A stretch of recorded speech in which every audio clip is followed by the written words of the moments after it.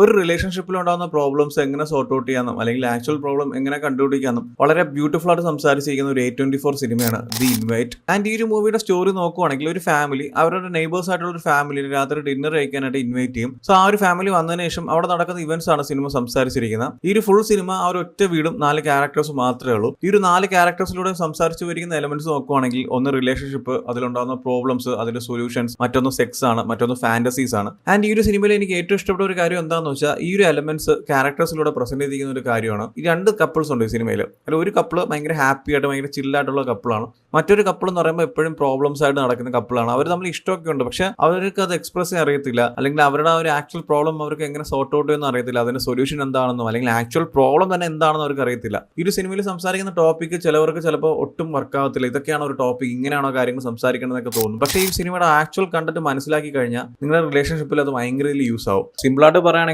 സംസാരിച്ച് തീരാവുന്ന പ്രശ്നങ്ങൾ ഇവിടെ ഉള്ളൂ, പക്ഷെ അത് എങ്ങനെ സംസാരിക്കണമെന്നും എങ്ങനെ ആ ഒരു കാര്യം മുന്നോട്ട് കൊണ്ടുപോകണമെന്നും അല്ലെങ്കിൽ അതെങ്ങനെ ഡീൽ ചെയ്യണമെന്നാണ് ഈ സിനിമയിൽ പ്രസന്റ് ചെയ്തിരിക്കുന്നത്. ഈ ഒരു സിനിമയിൽ സംസാരിക്കുന്ന എല്ലാ കാര്യങ്ങളും ട്രൈ ചെയ്ത് നോക്കാൻ പറയത്തില്ല, ഇടിയിട്ടും